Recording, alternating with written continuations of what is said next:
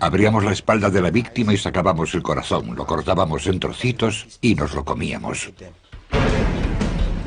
Es el mayor tabú del mundo. ¿Por qué se siente incómoda la gente si yo me como mi propia grasa? Puede que sepa mejor que la de una vaca o un cerdo. Es el tema recurrente de nuestras peores pesadillas, pero ha ocurrido una y otra vez a lo largo de la historia. Ver a alguien comerse el cadáver de otro ser humano es algo sorprendente e impactante. Y hoy en día sigue ocurriendo.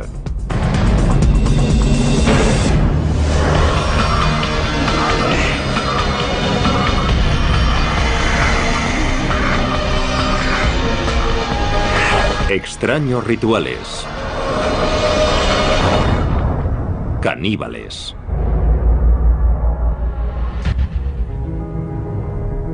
Canibalismo siempre ha sido la transgresión por excelencia. Es un viaje en el que una vez has cruzado la línea, ya no hay marcha atrás a los ojos de mucha gente. Siempre hay algo peligroso en ti. Las personas que han comido a otros seres humanos siempre nos han fascinado y horrorizado. Cuando pensamos en canibalismo, nos sentimos especialmente incómodos si pensamos en un miembro de nuestra sociedad involucrado en un comportamiento caníbal. Es mucho más cómodo pensar en alguien que hace algo así en un lugar muy lejano o que lo hizo hace mucho tiempo. Pero la verdad es que el canibalismo no forma parte solo de la historia antigua. Desde las junglas de África Occidental hasta las galerías de arte del Tokio moderno, los seres humanos siguen haciendo lo impensable y consumiendo carne humana. El término caníbal se acuñó cuando Cristóbal Colón llegó a la costa noroeste de Cuba en noviembre de 1492. Los nativos arawak le contaron relatos terribles sobre una tribu devoradora de hombres a los que llamaban caribes. Debemos tener en cuenta que él esperaba encontrarse caníbales. Al encontrar a alguien que era salvaje e incivilizado, había muchas posibilidades de que fuese caníbal, o al menos eso se pensaba. Aunque los historiadores posteriores pusieron en duda la veracidad de esos relatos, la palabra caribe fue modificada por los españoles en canib y posteriormente en caníbal, y pronto se convirtió en el término habitual para designar a quienes se alimentan de carne humana. 3 décadas después de Colón, el conquistador español Hernán Cortés llegó a Tenochtitlán, el centro del imperio azteca. Y lo que vio allí en el templo de la Gran Pirámide pronto se convirtió en materia de leyenda. Los conquistadores describieron decenas de miles de calaveras humanas apiladas, templos por los que corría la sangre humana y que estaban llenos de cadáveres desmembrados. Cortaban los brazos, las piernas y la cabeza, y se comían los brazos y las piernas en banquetes ceremoniales.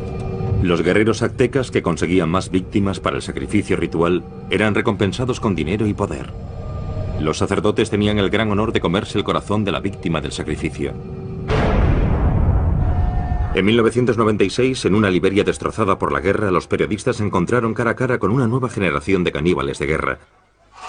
La República de Liberia, situada en África Occidental, se hizo famosa por las terribles imágenes de los soldados menores de edad que corrían enloquecidos por su capital, Monrovia. Hay una imagen grabada, la del típico niño soldado africano con una AK-47. Pero en realidad hoy los niños son utilizados como soldados en casi 20 países en todo el mundo. En Liberia, niños de apenas 7 años fueron obligados a alistarse en unidades militares y a cometer atrocidades increíbles, incluido canibalismo. A veces los comandantes obligaban a los niños a cometer atrocidades, incluso contra miembros de su propia familia o su comunidad, para que al niño le resultase casi imposible huir y volver a casa.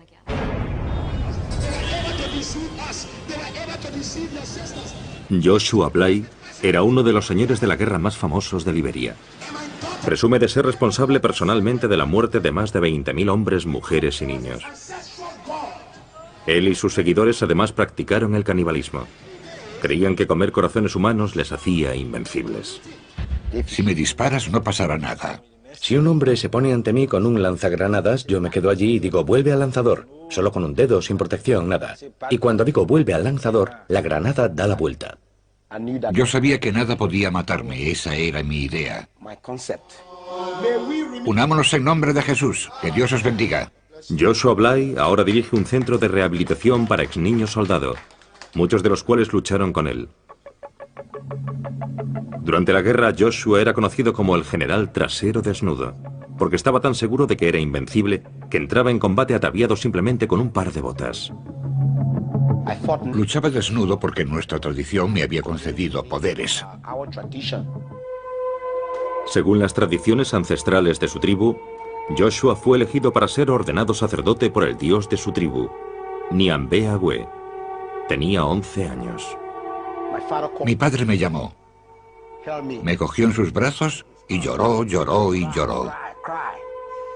Le pregunté qué le pasaba y me contestó: hijo mío, has nacido para este propósito. Has nacido para ser el sacerdote tradicional de esta tribu. Así que han venido a por ti. De repente, oí ruidos, oí guerreros, oí por toda la casa.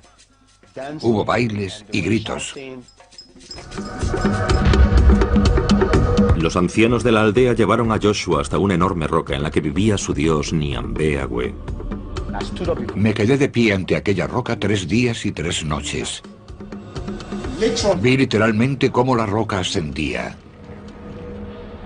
Me quedé allí de pie y después la roca volvió a la tierra y giró sobre mí. Cuando miré qué había debajo de la roca, vi un enorme monstruo. Le miré a la cara y la tenía deformada. Entonces me saludó y me dijo: hijo mío, bienvenido. Le pregunté: ¿eres Nyambe-Agwe? Y me contestó: sí, lo soy. Nyambe-Agwe implantó depósitos de fuerza bajo la piel del niño. Le dijo que le darían poderes sobrenaturales para proteger a la aldea y para asegurar el éxito de sus cosechas. A cambio de estos poderes, Nyambe-Agwe exigió a Joshua que continuase con la tradición de su tribu y realizase sacrificios humanos rituales. Me dijo que tenía muchos sacerdotes que no cumplían con las tradiciones y que tenía que matarlos. Se escogieron víctimas para el sacrificio entre los ancianos de la aldea, para que Joshua pudiese hacer las ofrendas tradicionales a Nyambe-Agwe. Yo era un hombre mágico. Era un superhombre. Más aún, cumplía un deber para con mi tribu: asegurarme de que estaban protegidos. En 1980, un miembro de la tribu de Joshua, Samuel Doe, derrocó al gobierno liberiano. El deber de Joshua como sacerdote de Doe era llevar a cabo sacrificios humanos. Los glóbulos blancos de las víctimas se usaban como pociones mágicas para asegurar el poder de Doe.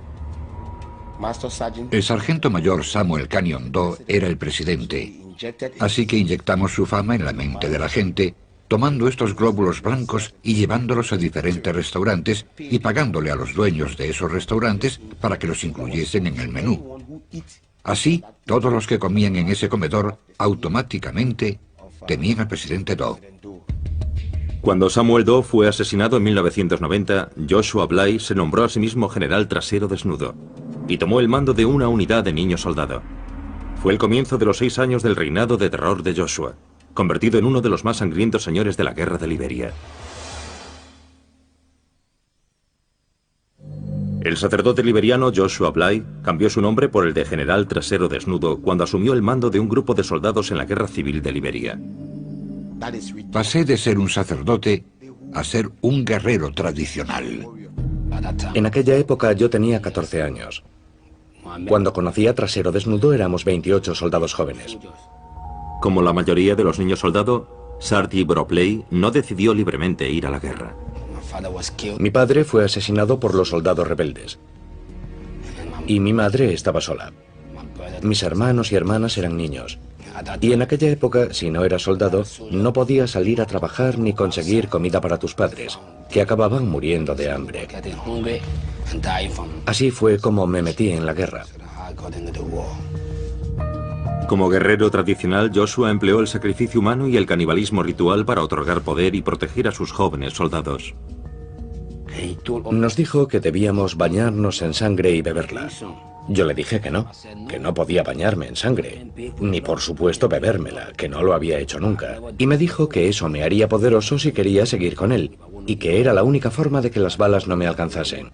Así que me dio su sangre. Cuando bebí aquella sangre empecé a sentirme mal, quería vomitar.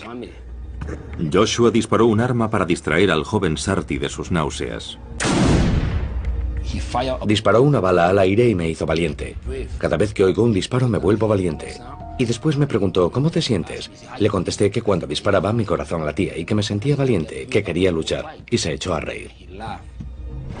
Los hombres de Joshua realizaban sacrificios humanos rituales antes de cada batalla para aumentar sus poderes y ser invencibles.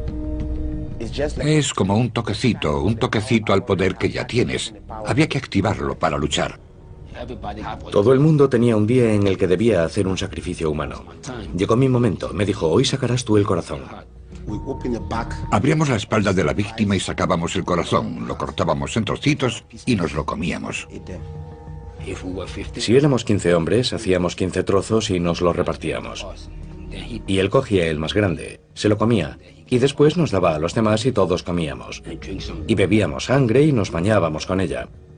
Así que yo empecé a acostumbrarme. Se convirtió en una parte de mí.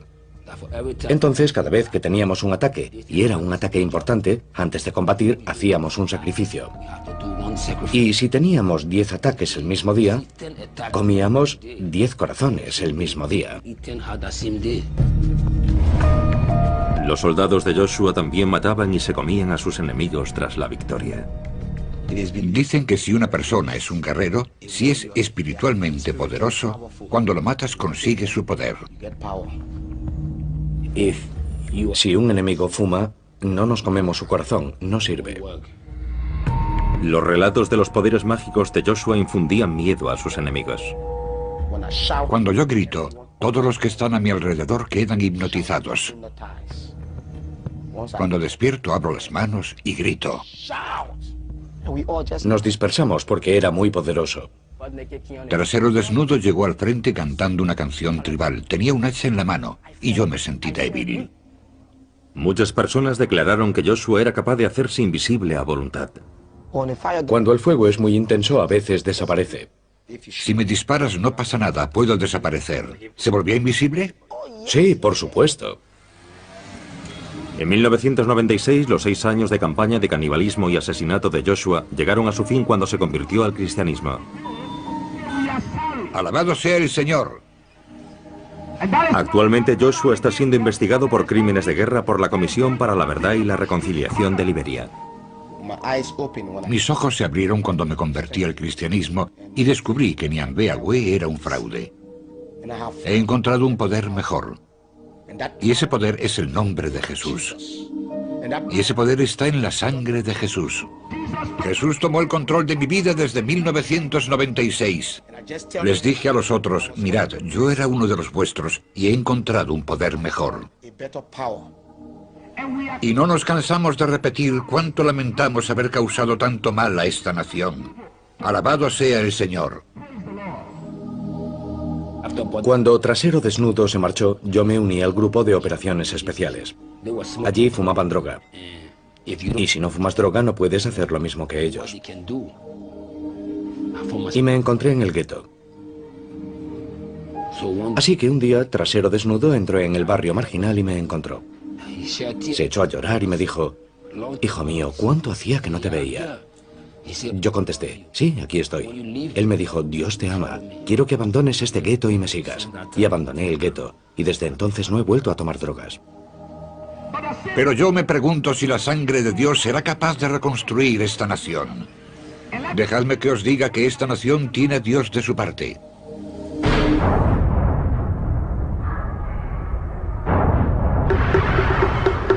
A lo largo de la historia, el canibalismo y la religión a menudo han ido de la mano. En las islas Trobriand, las familias comían a sus seres queridos fallecidos en señal de respeto. El consumo de ciertas partes del cuerpo humano en el marco de determinados rituales funerarios está considerado una forma de compartir el destino de una persona a la que estás muy unido. La filosofía subyacente es muy sublime. En realidad es muy profunda y hermosa en muchos sentidos. La idea del canibalismo se encuentra incluso en la base del ritual de comunión cristiano. Esta es mi sangre.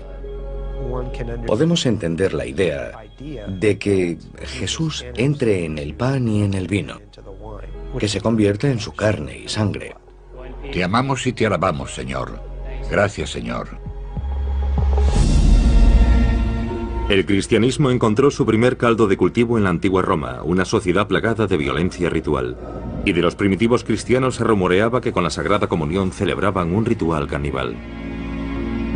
Adelante, clava tu cuchillo en el bebé, recibe la sangre joven y fresca, moja tu pan en ella, tómala libremente. Los romanos usaron las acusaciones de canibalismo para justificar la persecución de los primeros cristianos. Esa acusación nos permite comprender cómo entenderían otros pueblos las tradiciones cristianas occidentales, o cómo malinterpretarían esas tradiciones, del mismo modo que nosotros podemos malinterpretar las tradiciones de otras sociedades. En la Varanasi actual, en el norte de la India, hay una secta hindú conocida como los Aguri, que también padece los rumores de canibalismo.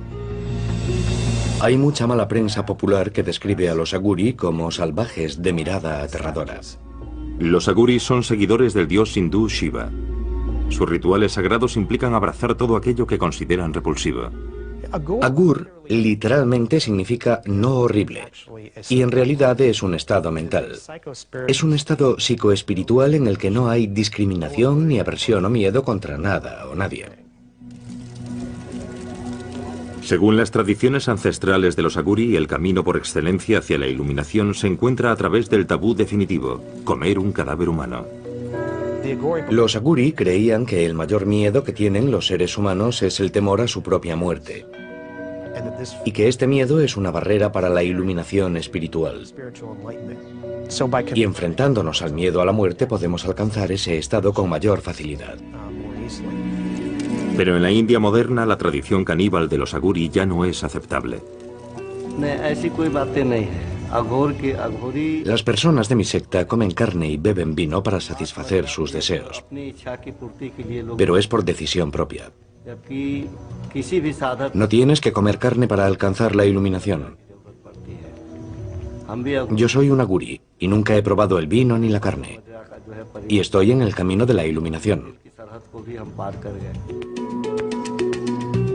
Hoy en día, para superar su aversión a la muerte y la podredumbre, los santones Aguri modernos viven en crematorios, visten sudarios funerarios y beben de calaveras humanas. La meditación Aguri puede hacerse en cualquier parte. Los crematorios son lugares tranquilos, y allí encontramos ayudas para la meditación. Los santones Aguri mantienen los templos crematorios dedicados a Shiva, el primer Aguri, y atienden el fuego sagrado, al que llaman Duni.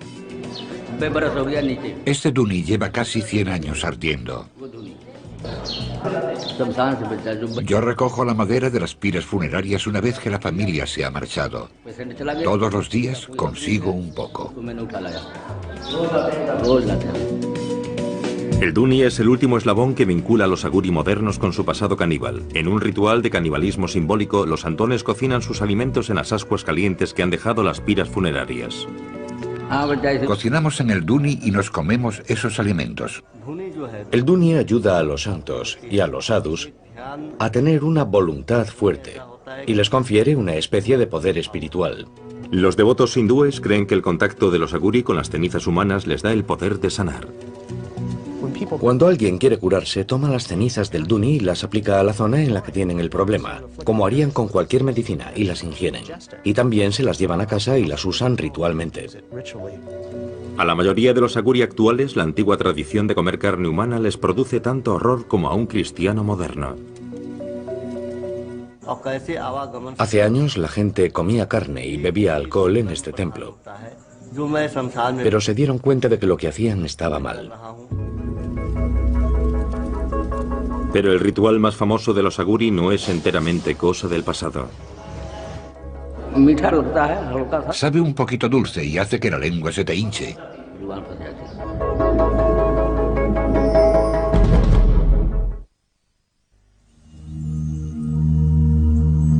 En el pasado, una antigua secta hindú conocida como los Aguri seguía una tradición de canibalismo como camino hacia la iluminación espiritual. Aunque la mayoría de los Aguri ya no practican este rito, el cineasta Sandeep Singh contactó con un santón que está a punto de llevar a cabo el ritual más sagrado de la secta y de consumir carne humana. Es un ritual secreto que se hace en aislamiento, porque en la India el canibalismo está prohibido. La gente no lo aceptaría. Sandeep contactó con un grupo de monjes tradicionales aguri que viven en las afueras de Varanasi e intentó convencerlos para que le permitiesen grabar sus rituales secretos. Cuando hice mi película sobre los aguri, la secta más polémica de santones indios, por pura curiosidad, fue muy duro. Tardé casi un año en convencer a los aguri y otro año en encontrar a un aguri que fuese a practicar el canibalismo. Según la tradición ancestral aguri, solo es necesario consumir carne de un cadáver 1 o 2 veces en la vida como acto de purificación extrema. El santón de Sandeep vivía a orillas del Ganges, río abajo desde Varanasi, la ciudad más sagrada para los hindúes. Dicen que el señor Shiva separó a Kashi, Varanasi, del cosmos. Por eso, si alguien muere en Kashi, se librará de la carga de sus pecados y obtendrá el moksha, que se podía traducir como la liberación, la salvación. Los hindúes acuden desde todos los rincones del mundo hasta Varanasi para incinerar a sus seres queridos a orillas del río sagrado. Primero el cadáver se sumerge en el sagrado Ganges para purificarlo, después se hace la pira con madera. A continuación se coloca el cuerpo sobre la pira. Después el cuerpo se convierte en cenizas y las cenizas son ofrecidas al Ganges. Ser quemado aquí y que sus cenizas sean arrojadas al Ganges es el mejor final que un hindú puede desear para su vida. Pero no todos los cadáveres se creman. Hay 5 tipos de personas que no se queman una vez que han muerto. Son los santones, las mujeres solteras, las mujeres embarazadas, los niños pequeños y personas que han muerto por la mordedura de una serpiente o de lepra. No han tenido una vida completa, así que no se queman. No son ofrecidos al fuego, sino que son entregados al Ganges como ofrenda. Los monjes aguri de Sandeep esperaron día tras día a orillas del Ganges a que apareciese uno de esos cadáveres. Esperamos 3 meses y medio, 90 días, a que los aguri encontrasen un cadáver. Encontraron un cadáver flotando en el Ganges y lo sacaron del río. Y lo llevaron al lugar en el que rezan sus oraciones. Primero le ofreció flores al cadáver. Después lo lavó con agua del Ganges. Después se sentó sobre el cadáver para meditar. Y por último, cortó una parte del cadáver, de la zona del brazo, y empezó a comer.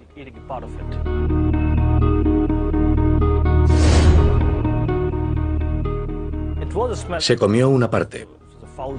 Olía mal, olía fatal. Ver a alguien comerse un cadáver de otro ser humano es algo sorprendente e impactante. Algo que a mí personalmente no me gustó. Pero después lo comprendí, cuando supe la lógica y las razones que estaban tras ese ritual.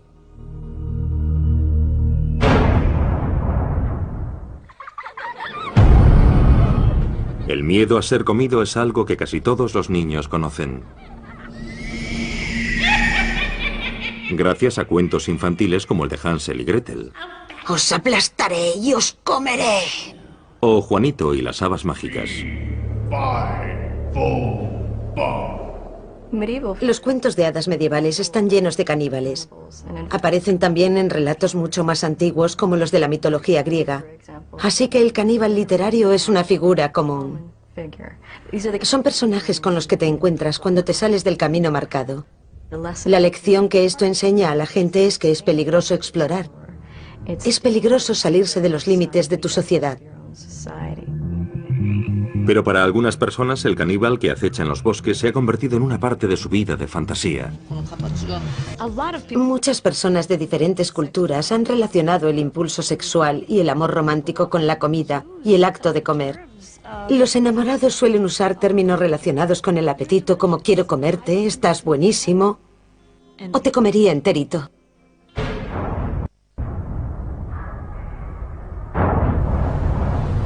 El deseo sexual siempre ha sido uno de los impulsos más fuertes de la humanidad y ha llevado a muchas personas a descubrir las partes más oscuras de su imaginación.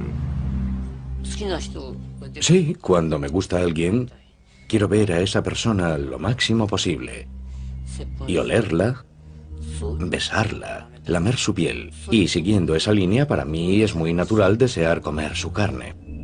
En París, en 1981, Issei Sagawa hizo realidad sus fantasías caníbales cuando mató y se comió a una compañera de clase, Renée Hartebel. Disparó a Renée en la nuca con un rifle del calibre 22 cuando ella rechazó sus proposiciones. Después procedió a desmembrar e ingerir partes de su cuerpo.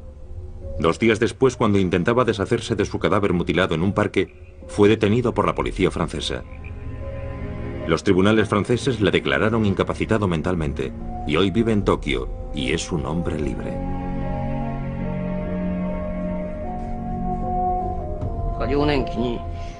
En mi infancia tuve una pesadilla. Mis padres servían a mi hermano pequeño en una olla y se lo comían.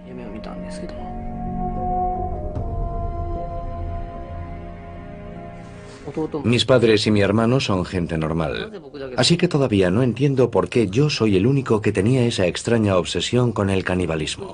No lo entiendo. Y me gustaría averiguarlo antes de morir. Como había matado a una chica y me la había comido, creía que nunca podría volver a salir con nadie. Pero la primera carta que recibí en la cárcel francesa fue de una alumna de un instituto japonés. La segunda carta fue de una mujer francesa de unos 30 años que me decía que yo era una víctima de una sociedad dominada por los hombres. Me sorprendió. Siempre me he preguntado por qué les fascinaba tanto. Todavía no sé cuál es la razón. Si yo no fuese un criminal, sino una persona normal, nunca me acercaría a un criminal como yo. Issei ha sido protagonista de programas de televisión, reportajes de prensa, páginas web y canciones de rock. Pero a pesar de la fascinación de la opinión pública con su crimen, en su vida diaria Issei es tratado como un proscrito. Incluso en mi propio barrio, cuando la gente se entera de quién soy, me ignoran completamente si los saludo por la calle. Es un odio total. Sé que es algo natural, pero sigue siendo duro. Por supuesto, antes de pensar en mi vida, debo pensar en René y en su familia. Ellos sufren un dolor terrible. Si yo me encontrase en su lugar, si mi hija hubiera sido devorada por un hombre pequeño y de cara amarilla, creo que realmente no podría soportarlo. Incapaz de encontrar trabajo, Issei dedica sus días a explorar su obsesión por el cuerpo femenino en sus dibujos y pinturas. Desde muy joven, siempre me he sentido atraído por las mujeres occidentales. Y todo comenzó con Grace Kelly. Empecé a comer por las nalgas, así que estoy obsesionado con las nalgas. Vi una foto como esta y no pude resistirme a dibujarla. Prefiero las nalgas a los pechos, pero estos me parecieron bonitos, así que los dibujé. A la hora de comer, los pechos son todo grasa y realmente no son comestibles. Esta es la señorita Aya Ueto. Es muy popular últimamente. No solo quiero comérmela, sino que creo que es una actriz con muchísimo talento. Y todavía es joven. Más de 20 años después de que su crimen conmoviese al mundo, Issei se ha hecho famoso entre un público completamente nuevo, a través de una exposición en una galería de arte. Este es un momento feliz. Toda esta gente es muy joven y además hay mujeres guapas. El caníbal Issei Sagawa es rechazado por la mayoría de la sociedad japonesa, pero esta noche su fama le ha permitido escapar momentáneamente de su aislamiento. Una pequeña exposición en una galería de arte local. Yo tenía 20 años cuando leí el famoso libro Cartas de Sagawa. Sinceramente no sabía nada más sobre él. No tenía ni idea de a qué se había dedicado desde entonces. No sabía que pintaba. Están todas desnudas. No debería enseñárselos a mujeres. Son maravillosos. Le he hecho algunas preguntas y su forma de hablar es encantadora. En cierta medida he quedado satisfecha. El incidente me tocó muy de cerca. Yo no quería comerme a nadie, pero tengo secretos que no puedo contarle a nadie. Y estoy de acuerdo con él en que todos queremos compartir esos secretos. Esas partes que ha dibujado Son partes blandas del cuerpo humano. Estoy seguro de que esa es su obsesión y por eso las ha dibujado. Estos cuerpos a mí me parecen japoneses, pero esa cara es occidental. Me pregunto, ¿qué es lo que le gustará ahora? Este es un momento feliz. Vivo solo, pero toda esta gente es muy joven. Y además hay mujeres muy guapas. Es muy divertido. Esto me recuerda las ganas que tenía de divertirme así. Cuando estás solo no haces más que pensar. Vivir solo me vuelve loco, aunque ya estoy loco, la verdad. Pero ahí fuera hace frío y estoy solo.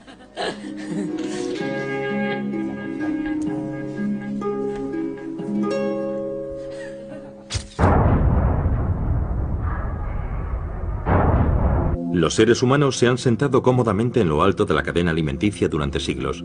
Así que es natural que uno de los mayores tabúes que rodean al canibalismo sea nuestro miedo a convertirnos en una fuente de alimento. Si llegásemos a considerarnos carne, comida, acabaríamos con la idea de que somos especiales. Y eso chocaría con cualquier noción de lo que significa ser humano.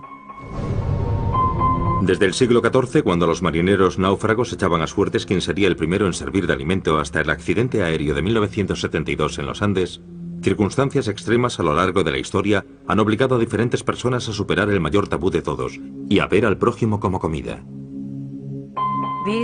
Este tipo de situaciones llega al corazón de las personas cuando se enteran de ellas, porque hay un miedo primario a dos cosas. Una, a encontrarse en una situación en la que tienes tanta hambre que no te queda otra alternativa que comerte a alguien que conoces. Y dos, a que te coman. Desde el asedio de Jerusalén en el año 70 después de Cristo al sitio de Leningrado durante la Segunda Guerra Mundial, las poblaciones hambrientas se han visto obligadas a alimentarse de los muertos y de los vivos.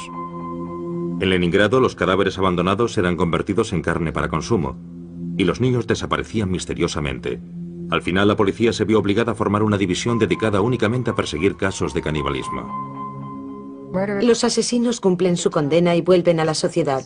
El canibalismo es diferente porque es la transgresión de una regla social profundamente arraigada. Es algo con lo que las personas se sienten permanentemente incómodas. En la década de 1840, en el oeste americano, el famoso grupo de inmigrantes conocido como Donner Party recurrió al canibalismo al quedar atrapado en la nieve, en las montañas de Sierra Nevada. Cuando James Reed llegó con el grupo de rescate, le horrorizó lo que vio. Sus camaradas supervivientes, rodeados por los restos de su atroz festín, parecían más demonios que seres humanos. Estos inmigrantes atrapados en la nieve intentaron por todos los medios evitar canibalizar a sus muertos. Estas personas hambrientas llegaron a describir cómo comían en platos de porcelana y usaban cuchillos y tenedores para mantener cierta apariencia de civilización. La gente está más cómoda si ve a los caníbales como salvajes, porque nadie quiere pensar que sería capaz de entregarse a ese tipo de comportamiento.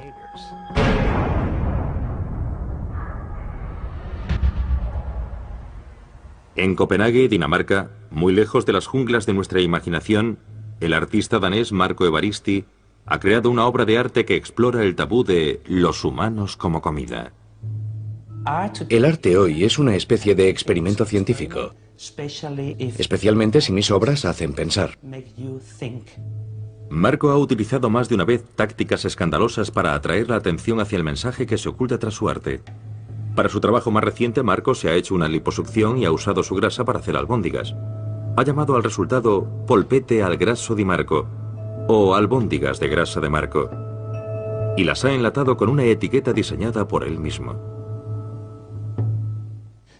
La gente debe pensar que si se come mis albóndigas está comiendo arte. La preparación de las albóndigas fue solo el primer paso en la creación artística. Para explorar a fondo los aspectos que rodean al tabú caníbal, Marco invitó a 12 personas a cenar con él, entre ellas jefes de Estado y figuras prominentes de la sociedad danesa. Marco cenó solo. Cuando me metí la primera cucharada de espagueti con carne en la boca, cerré los ojos, porque pensar que me estaba comiendo a mí mismo me pareció algo asqueroso. Fue solo un segundo, pero fue un segundo de reflexión sobre la moralidad y los valores éticos que tengo como ser humano. Lo curioso es que no sabe diferente de otras albóndigas. Todo está en tu mente. Nada más. Es solo un problema de tu mente. Nada más que eso. Marco quería saber si otras personas compartían su opinión sobre el canibalismo. Así que decidió organizar otra cena con sus albóndigas en el menú. Prepararé albóndigas con grasa animal. Ya. Y albóndigas con mi propia grasa. Vale. Marco ha invitado a 12 amigos del mundo artístico a cenar con él esta noche. ¿Pero habrá alguno lo bastante valiente para acudir? El artista danés Marco Evaristi conmocionó al mundo del arte cuando desafió el tabú del canibalismo con una obra de arte conceptual. Se hizo una liposucción para retirarse grasa y la usó para hacer albóndigas. Esta noche completa su obra de arte organizando una cena en la que él mismo es el plato principal del menú. Creo que todo se debe a la moralidad y a los valores éticos. ¿Por qué se siente incómoda la gente si yo me como mi propia grasa? Puede que sepa mejor que la de una vaca o un cerdo. Marco preparará 2 platos de albóndigas diferentes para que sus invitados puedan decidir si quieren convertirse en caníbales o no. Lo curioso es que ahora mismo estoy tocando la carne real, sin mi grasa, y no siento nada. Es como un objeto muerto. Pero si me acerco aquí, es diferente. No sé por qué. En realidad es lo mismo. Pero es mi conciencia. Mi adoctrinamiento sobre la carne humana o sobre la grasa humana. Bueno, le pondré más ingredientes porque voy a vomitar.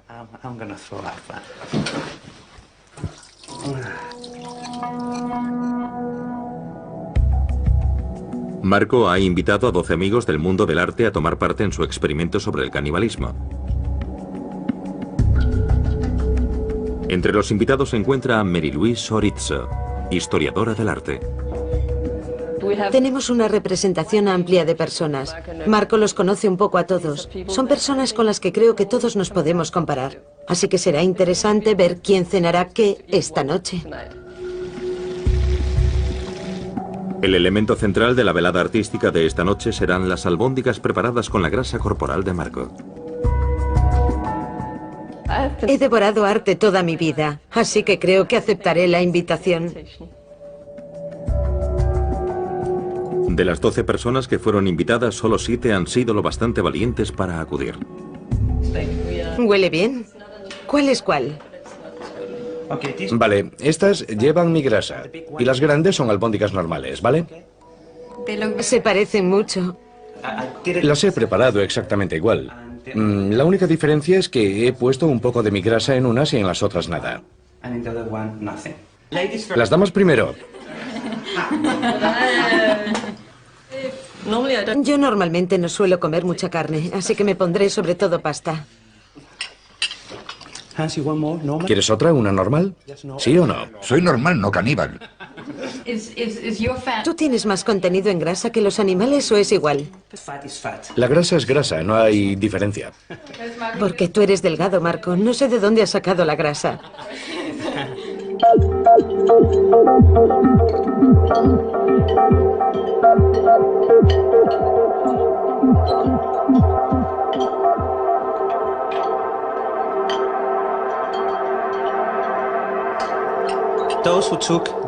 Los que habéis tomado albóndigas con mi grasa deberíais probar una de las otras e intentar explicar la diferencia que hay entre ellas. Creo que es un buen experimento. ¿Notáis la diferencia? ¿Sí? Yo no. Yo creo que esta tiene más sabor que la otra. Tal vez es porque fumas. Al final, solo 4 de los amigos de Marco decidieron convertirse en caníbales. Sabe diferente. Seguro. Si piensas en todo lo que comes cada día, vacas, cerdos y pollos, no puede ser tan horrible. Antes de venir tenía clarísimo que no comería su grasa porque me parecía un asco. Pero cambié de opinión cuando vi la comida. Porque el aspecto que tiene la comida es muy importante. Quiero decir que también comemos con los ojos. No se trata del sabor, no se trata de lo que ha pasado aquí, sino de lo que la gente piense de esto. Y no es como si fuésemos a comernos su pierna o a matarlo para comérnoslo. Solo es material sobrante que ha eliminado de su cuerpo, así que no tengo ningún problema al respecto. Sabe a albóndiga normal. Para los demás, la idea de ingerir carne humana se convirtió en un tabú insuperable. Antes de venir aquí pensé, yo no soy caníbal, no puedo comer esto. Es un asco ya solo la idea de pensarlo. Yo no quería hacerlo. Por supuesto podría comérmela, pero no me gusta la idea de comerme a otra persona. No, nunca lo haría. Creo que he tenido demasiadas experiencias visuales. Hoy he visto demasiadas fotos de liposucciones y esa es la imagen que me ha venido a la mente. En condiciones extremas lo haría, pero aquí puedo elegir y creo que se lo dejaré a los demás. Hablamos de diferencias culturales, de si alguien debería comer algo o no debería comerlo para sobrevivir, y sobre arte. Creo que con esto la gente pensará un poco más, y la próxima vez que vayan al supermercado quizás sean más conscientes de lo que se llevan del supermercado. El canibalismo ejerce una fascinación especial sobre nuestra sociedad, porque es uno de los últimos tabúes. Es una de las últimas zonas prohibidas. Nos cautiva porque siempre encontramos fascinante lo prohibido. Desde que la humanidad existe, el canibalismo nos ha fascinado y espeluznado a la vez. ¿Seguiremos contemplando con horror a quienes recurren al canibalismo para obtener placer sexual, poder militar Cuando era pequeño, e inspiración espiritual? Pero si usted se encontrase ante la posibilidad de morir de hambre, ¿qué medidas tomaría para sobrevivir?